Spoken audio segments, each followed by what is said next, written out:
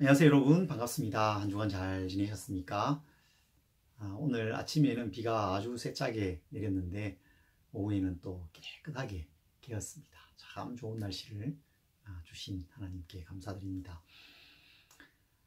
야고보 말씀을 우리가 살펴보고 있습니다. 야고보 사도는 흩어져 살아가는 하나님의 백성들에게 편지를 씁니다. 그들이 직면에 있는 박해와 그 시련을 생각하면서 여러 가지 시험을 만나거든 온전히 기쁘게 여기라, 그렇게 말씀하죠.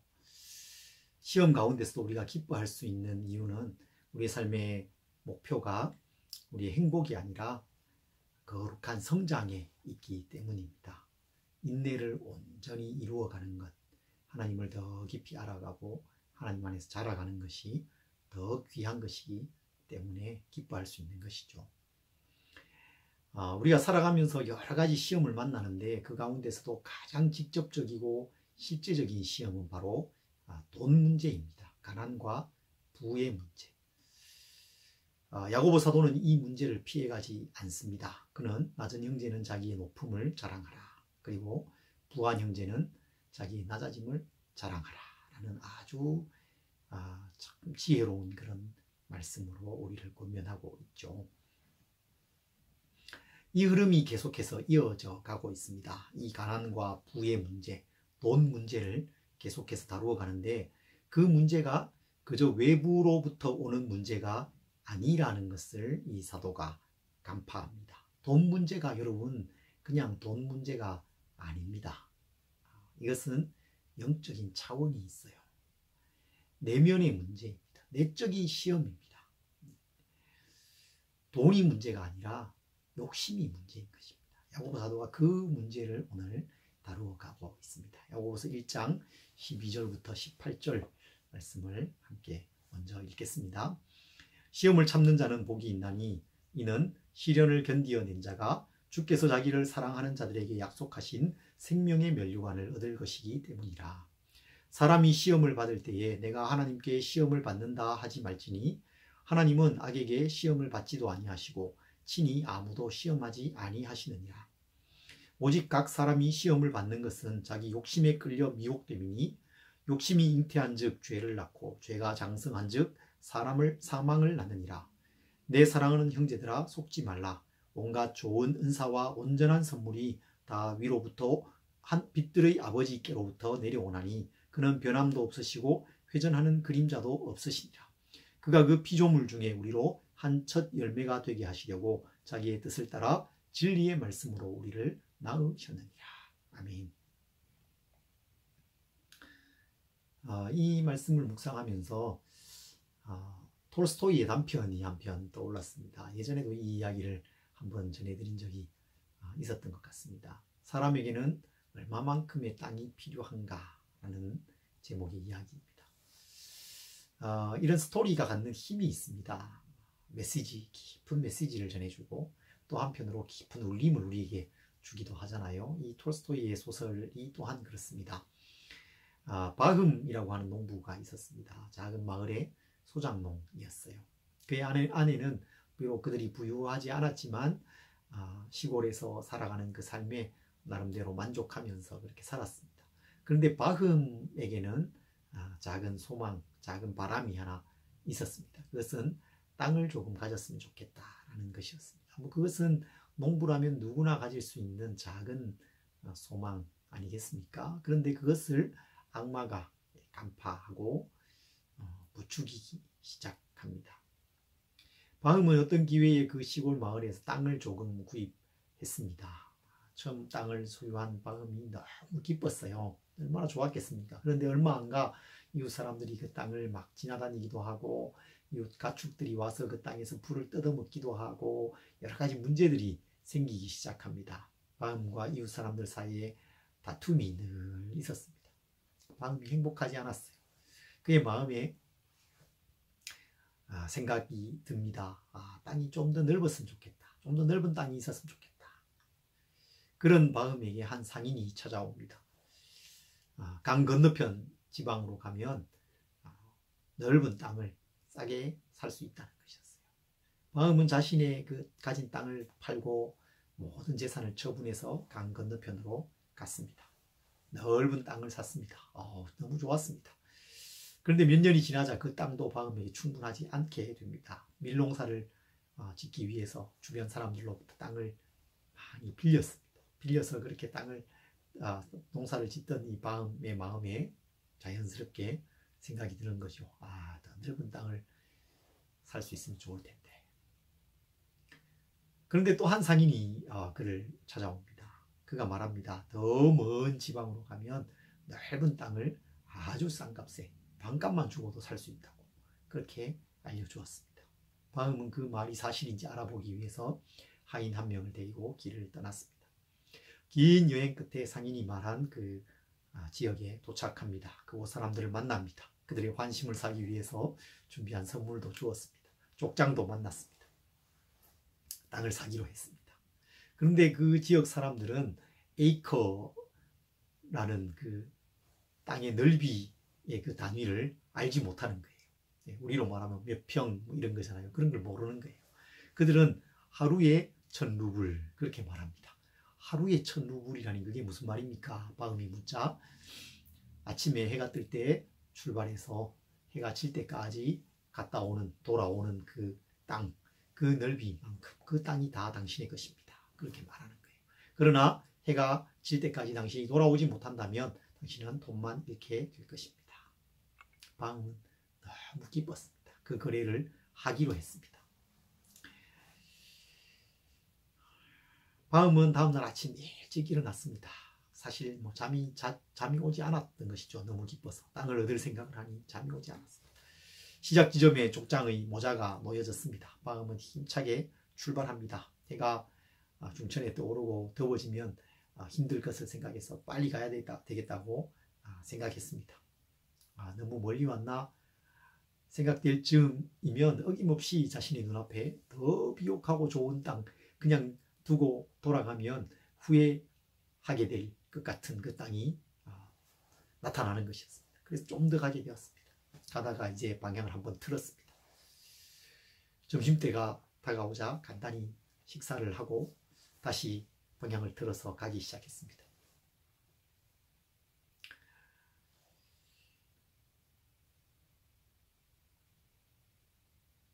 해는 길고 돌아갈 시간도 충분하다고 그는 생각했습니다. 그런데 오후가 되자 피곤해지기 시작했죠. 발걸음이 무거워지기 시작했습니다. 어제 잠이라도 좀 더 잘 자둘 걸 후회가 되었습니다. 그렇지만 쉬어갈 수는 없는 것 아니겠습니까? 마지막으로 이제 방향을 돌려서 출발점으로 돌아가야겠다라고 생각할 즈음에 그에게 또 다른 생각이 듭니다. 지금 돌아가면 이 땅의 모양이 너무 삐딱하고 볼품없이 될 거야. 조금 더 가야지. 조금 더 갔습니다. 그래서 마지막으로 이제 방향을 돌리고 출발점으로 돌아가려고 하는데 해가 지기 시작하는 거예요. 옷을 벗었습니다. 물건을 다 버렸습니다. 곡괭이 하나 가지고 그것을 지팡이 삼아서 막 달려가기 시작했습니다. 발이 아파오지만 그걸 생각할 겨를이 없었습니다. 해는 바음의 사정을 모르죠. 기다려주지 않습니다. 해가 다 넘어가고 아직까지 언덕을 하나 더 넘어야 되는데 늦었구나. 그렇게 생각될 즈음에 출발점을 바라보니 그곳 사람들이 그를 향해서 손짓을 하고 빨리 오라고 그러는 거예요.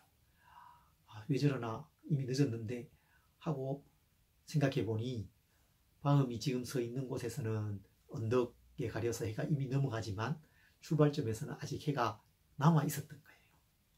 아직 기회가 있구나 생각한 이 바음이 마지막 힘을 다해서 달려가기 시작했습니다. 저 언덕만 내가 넘으면 모든 땅이 내 것이 될 거야. 그의 심장이 요동쳐 왔지만 그는 계속해서 달렸습니다. 그리고는 그 출발점 족장의 모자가 있는 곳에 쓰러지면서 도착했습니다.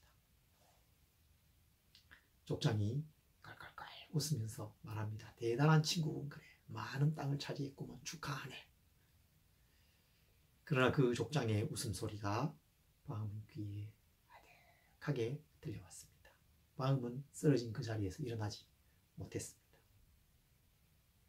하인은 바음이 가지고 있던 그 곡괭이를 가지고 땅을 파서 마음을 묻어 주었습니다.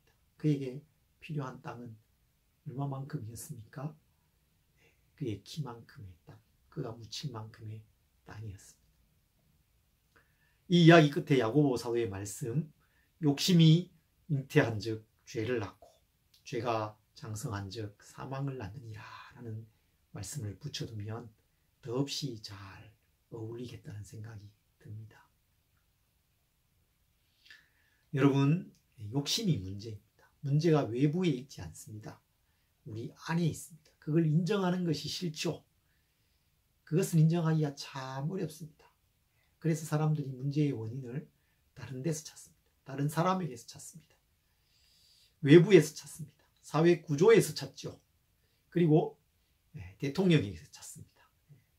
우리나라는 모든 책임을 대통령에게 지우고 대통령을 비난하잖아요. 그런데 야고보는 오늘 말씀에서 그보다 더한 사람도 있다고 말합니다. 어떤 사람일까요? 하나님께 그 책임을 전가하는 사람입니다. 13절에 보면 이렇게 말씀합니다. 사람이 시험을 받을 때에 내가 하나님께 시험을 받는다 하지 말지니 하나님은 악에게 시험을 받지도 아니하시고 친히 아무도 시험하지 아니하시느니라. 여기서의 시험은 내적인 시험, 유혹을 말하는 것입니다. 내가 문제이고 내 안에 있는 욕심이 문제인데 사람들이 하나님이 나를 시험하신다. 내가 하나님께 시험을 받는다. 하나님이 문제이다 라고 말한다는 것입니다. 아담이 범죄한 후에 하나님께서 나에게 주신 이 여자가 나에게 열매를 주었기 때문에 내가 먹었습니다. 그렇게 대답하잖아요. 그 책임을 여자에게 돌리고 더 나아가서 그 책임을 여자를 주신 하나님께까지 돌립니다. 그것이 우리의 이 죄악된 속성이라는 것입니다. 계속해서 야고보 사도는 우리의 이 욕심이 문제라는 것을 강조해서 말씀합니다. 오직 각 사람이 시험을 받는 것은 자기 욕심에 끌려 미혹됨이니 욕심이 잉태한 즉 죄를 낳고 죄가 장성한 즉 사망을 낳느니라. 야고보는 지금 매우 생생하고 강력한 그림 언어를 사용하고 있습니다. 욕심이 우리 마음속에 들어옵니다. 그런데 그 욕심이 가만히 있지 않아요. 좀 자라나는 것입니다. 마치 엄마 뱃속에서 아기가 자라나는 것처럼 자라납니다. 그리고 자라난 아기가 양수를 터뜨리면서 밖으로 나오듯이 이 욕심이 밖으로 분출되어 나옵니다. 죄로 나타나는 것입니다. 그리고 그 죄가 계속해서 자라나는 거죠. 계속해서 확장됩니다. 그리고는 사망에 이르게 될 것이다. 경고하고 있습니다. 우리 마음에 있는 욕심이 이 삶 전체를 파멸로 이끄는 것을 매우 강력하게 표현하면서 우리에게 경고해 주고 있는 것입니다. 여러분, 우리 모두에게 이 욕심이 있잖아요. 욕구가 있습니다. 욕망이 있습니다. 여러분, 이 욕구는 그 자체로는 악한 것이 아니잖아요. 음식을 먹는 것은 매우 즐거운 일이죠. 음식을 통해서 사람들과 좋은 교제를 맺을 수도 있습니다. 식욕이 있기 때문에 우리는 건강을 유지해 갈 수 있습니다. 하나님께서 주신 욕구는 좋은 것입니다. 선한 것입니다. 그런데 죄가 들어옵니다. 죄로 인해서 우리는 전적으로 타락하고 부패했습니다. 죄는 우리 삶의 모든 영역에 영향을 미치고 우리의 삶을 왜곡시킵니다. 우리의 욕구를 왜곡시켜요. 변질됩니다. 식욕이 변질됩니다. 우리가 이 욕구를 건강하게 또 적절하게 통제하지 못하게 됩니다. 절제하지 못하게 되는 거죠. 그래서 탐식, 과식, 지나치게 사치스러운 그런 식사, 이런 악한 것들로 나타나게 되는 것입니다. 그것이 비만이나 각종 성인병의 원인이 되어서 나타나지 않습니까? 그렇게 되도록 무절제한 식사를 합니다. 그리고 너무도 많은 음식들을 버립니다. 그래서 어떤 사람들은 너무나도 많은 식사를 하는 반면에 어떤 사람들은 굶주리고 있는 것이죠. 왜 지구의 절반은 굶주리는가? 그런 책이 있지 않습니까? 그런 사회악으로, 엄청난 사회악으로까지 나타나게 되는 것입니다. 이것이 여러분 무서운 죄의 확장인 것입니다. 이 죄의 문제를 우리가 바르게 보아야 됩니다. 죄가 창세기 3장에 이 세상에 들어온 그 죄가 세대를 넘어서 계속해서 지역을 확장해가는 그 죄의 확장의 역사를 창세기가 우리에게 보여주고 있지 않습니까? 이 문제가 우리의 내면에 있고 죄에 있다는 것을 인정하는 것이 필요한 것입니다. 그렇지 않고 하나님께 그 책임을 전가해서는 안 되는 것입니다. 하나님께서는 좋은 분이세요. 우리에게 좋은 걸 주시는 분이세요. 야고보 사도가 그것을 오늘 16절부터 18절에서 말씀해요. 하나님이 과연 어떤 분이신가, 얼마나 좋은 분이신가를 말씀하는 것입니다. 내 사랑하는 형제들아, 속지 말라. 온갖 좋은 은사와 온전한 선물이 다 위로부터 빛들의 아버지께로부터 내려오나니 그는 변함도 없으시고 회전하는 그림자도 없으시니라. 그가 그 피조물 중에 우리로 한 첫 열매가 되게 하시려고 자기의 뜻을 따라 진리의 말씀으로 우리를 낳으셨느니라. 하나님께서 우리에게 주시는 것은 좋은 것입니다. 좋은 은사와 온전한 선물을 주시는 거예요. 좋은 것을 주시는 거예요. 하나님은 빛들의 아버지십니다. 그냥 빛이 아니라 빛의 아버지세요. 빛을 만드신 분, 빛의 근원이십니다. 그냥 빛은 밝히긴 하지만 그 뒤에 그림자를 남기잖아요. 그런데 하나님은 그림자를 남기지 않으십니다. 그냥 밝으신 분이시죠. 그래서 우리에게 좋은 것을 주시는 거예요. 한편으로는 선물을 주시면서 다른 한편으로는 시험을 주는 그런 분이 아니십니다. 우리를 지으실 때 한편으로는 선한 존재로 만드셨지만 여전히 사악함을 가진 존재로 그렇게 만들지 않으셨어요. 선한 존재로, 탁월한 존재로 그렇게 만드셨죠. 자유의지를 가진 존재로. 그런데 인간이 자유의지를 활용해서 하나님을 떠나고 죄를 지은 것이 문제였던 것이죠. 전도서 말씀에 이렇게 말씀하지 않습니까? 하나님은 사람을 정직하게 지으셨으나 사람이 많은 꾀를 낸 것이니라. 하나님은 우리를 선하게 정직하게 만드셨습니다. 그 하나님께서 우리를 첫 열매가 되게 하시려고 우리를 부르십니다. 거룩하게 하나님께 드려진 존재로 부르셨다는 것입니다. 진리의 말씀으로 우리를 낳으셨다. 우리를 거듭나게 해주셨다는 것입니다. 여러분, 이게 야고보 사도가 먼저 깔고 있는 거예요. 믿음을 깔고 있습니다. 하나님께서 우리를 거듭나게 하시고 거룩한 사람 존재로 부르셨다는 걸 말씀하고 그 믿음을 가진 우리가 그 믿음의 삶을 살아가야 하는데 어떤 모습으로 나타나야 됩니까? 외적인 시험이 찾아올 때는 그것을 온전히 기쁘게 여기는 모습으로, 내적인 시험에 대해서는 그 내적인 유혹과 더불어 싸우고 그것을 견디고 그것을 이기는 삶으로 나타나야 한다는 것입니다. 그것이 믿음의 삶입니다. 하나님께서 그런 삶으로 우리를 부르셨어요. 우리가 예수님을 믿고 거듭나게 되면 새로운 생명을 얻게 되는 것 아닙니까? 그러면 이제는 이전에 갖지 못했던 선에 대한, 의에 대한 감각을 갖게 됩니다.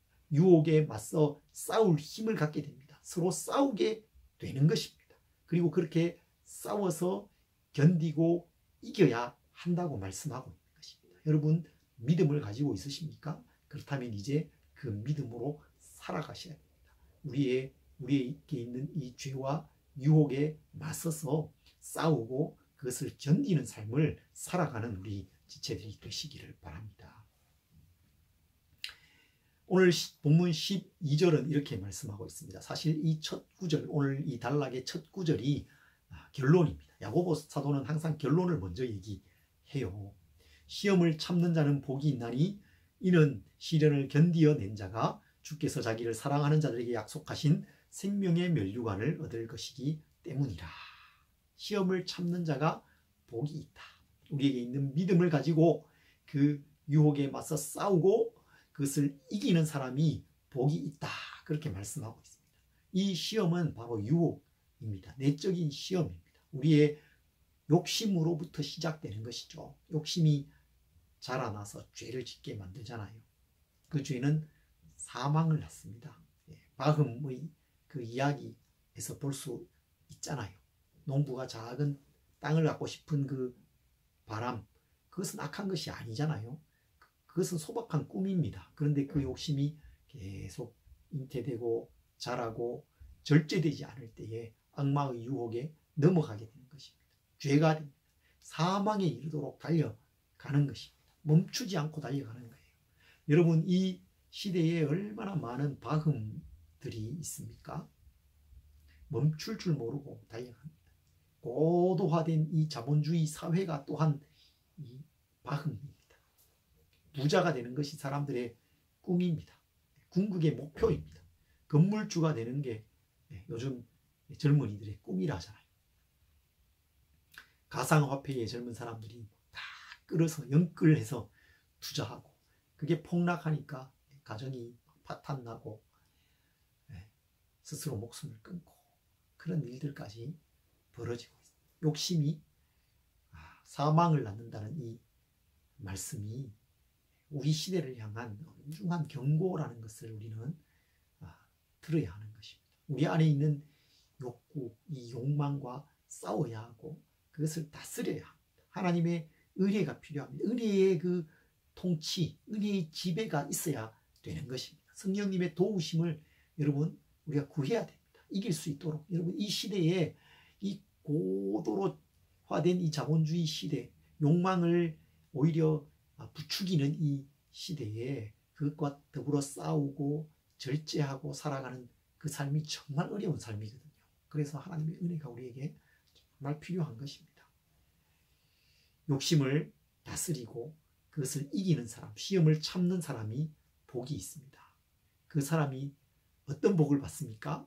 주께서 자기를 사랑하는 자들에게 약속하신 생명의 면류관을 얻을 것입니다. 생명의 면류관을 얻습니다. 여러분, 이 생명의 면류관은 구원이나 영생을 의미하는 것이 아닙니다. 구원과 영생은 오직 예수님을 믿음으로 얻는 것이죠. 야고보 사도가 말한 오직 하나님의 뜻을 따라서 진리의 말씀으로 우리를 낳으셨다, 그렇게 거듭날 때에 얻는 것이 구원이고 생명입니다. 그러면 시험을 이기고 욕심을 이기고 그것을 견딤으로 얻는 이 생명의 면류관은 무엇일까요? 그것은 하나님 안에 살아가는 사람이 누리는 풍성한 생명을 말하는 것입니다. 내적인 유혹을 이겨내고 살아가는 사람은 하나님께서 그에게 주시는 놀라운 평안과 기쁨, 넘치는 그 생명력, 그것을 경험하면서 살아갈 수 있게 됩니다.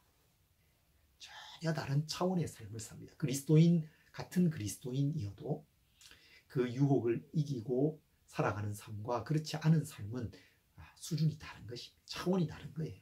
사도 바울이 자족하는 마음이 있으면 경건이 큰 이익이 된다, 그렇게 말했거든요. 깊은 수준의 경건을 경험할 수 있습니다. 그는 또 풍부와 궁핍, 어떤 비천한 상황에 처하든지 내가 일체의 비결을 배웠다. 감옥에 있으면서도 기뻐하라. 주 안에서 기뻐하라. 내가 다시 말하오니 기뻐하라. 그렇게 말하는 사람. 시험을 참는 사람, 유혹을 이기는 사람이 누리는 전혀 다른 차원의 그 삶을 사도 바울이 우리에게 보여주고 있습니다.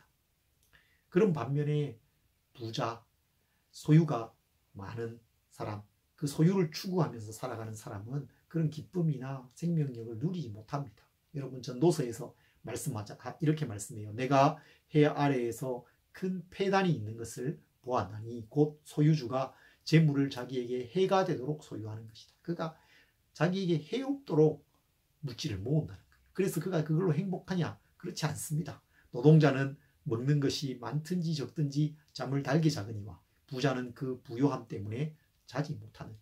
잠을 잘 수 없습니다. 소유가 많으면 근심이 더 많아지는 것입니다. 소유가 그 사람의 그 살아가는 방식이 되면 그의 모든 인간 관계가 틀어지게 돼요. 왜곡됩니다. 그래서 인격적인 관계를 맺지 못해요. 그가 맺는 사람들과의 관계는 인격적인 그 관계가 아니라 동맹관계가 됩니다. 동맹관계. 결혼을 해도 사랑이 매개가 돼서 결혼하는 게 아니라 정략 결혼을 하는 거죠. 친구도 돈이 매개가 돼서 친구가 됩니다. 그 주변에 사람이 많습니다. 그런데 그 사람들이 돈 뜯어먹으러 오는 사람들이에요.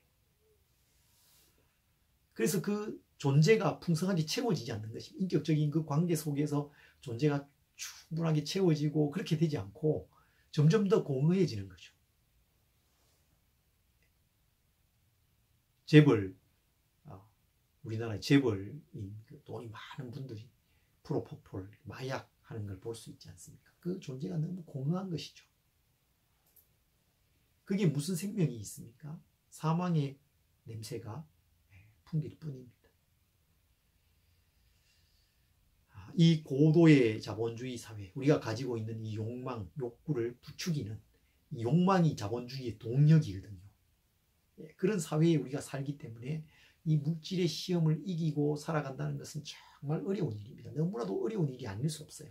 예수님께서 하나님과 재물을 겸하여 섬길 수 없다, 그렇게 말씀하셨잖아요. 그만큼 이 재물은 믿음의 강력한 대적입니다. 우리가 깨어서 우리의 욕망, 욕심과 더불어 싸워야 됩니다. 이 시험을 견디기 위해서, 이기기 위해서 어떻게 해야 될까요?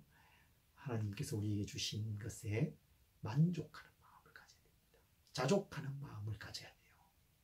조금만 더, 조금만 더, 조금만 더, 그렇게 말하면 안 됩니다. 이제 그만, 충분해, 이걸로 만족해, 그런 마음이 있어야 됩니다. 내가 지금 처한 상황에 만족하고 자족하는 삶, 그것이 필요한 것입니다. 그것은 감사하는 마음이죠. 하나님께서 우리에게 온갖 좋은 것, 온전한 선물들을 주셨다고 말씀하잖아요. 그것을 돌아보면서 감사하는 마음을 가져야 됩니다. 지금 나의 상황, 하나님께 주신 선물들입니다. 감사하는 거죠. 비록 그게 좋지 않아 보일 때도 있지만 사실 그것이 다 좋은 것입니다. 나의 유익을 위한 것입니다. 나의 겸손을 위한 것입니다. 나의 거룩한 성장을 위해서 주신 것들입니다. 인내를 이루기 위한 것입니다. 그래서 감사하는 마음을 가져야 되는 거죠. 감사하는 마음이 우리 속에 점점 더 커지면 커질수록 욕심은 점점 작아지는 것이죠. 그리고 하나님께서 우리에게 주시는 그 생명의 면류관, 그 풍성한 삶을 점점점 누려갈 수 있게 되는 것입니다. 욕심의 결국은 사망입니다. 그러나 감사하는 삶의 결론은 풍성한 생명입니다. 감사로 욕심을 이겨나가시기 바랍니다. 하나님의 은혜로 우리의 이 욕망과 욕심, 이 내적인 시험을 이겨나가시기 바랍니다. 생명의 면류관, 그 놀랍도록 풍성한 삶을 누려가는 우리 성도님들이 되시길 바랍니다.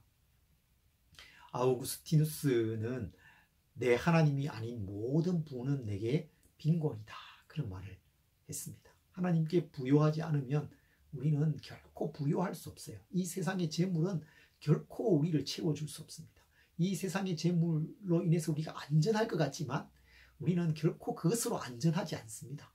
우리는 하나님 안에 안전합니다. 아우구스티누스가 고백록에서 이렇게 말했잖아요. 당신은 당신을 위해 우리를 창조하셨기에 당신 안에서 쉼을 얻기 전까지 우리는 결코 진정한 쉼을 누릴 수 없습니다. 하나님 안에 아니면 쉼이 없는 것입니다. 안전이 없는 거예요. 하나님 안에서만 안전합니다. 하나님으로만 우리가 만족합니다.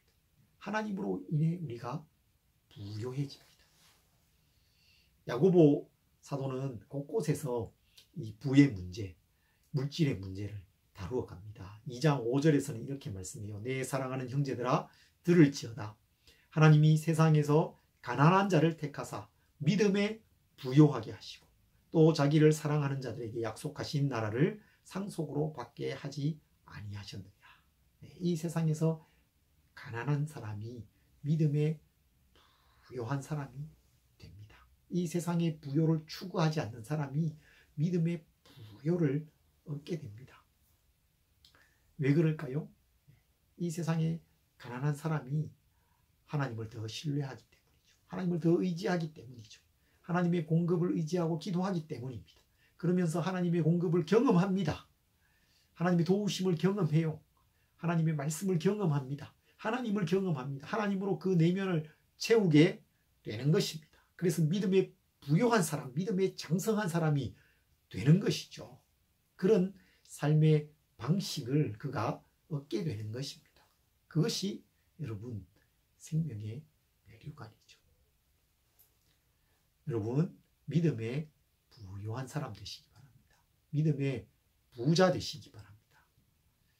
생명의 멸류관, 그 놀랍도록 풍성한 삶을 누려가는 우리 모든 지체들이 되시기를 간절히 소망합니다.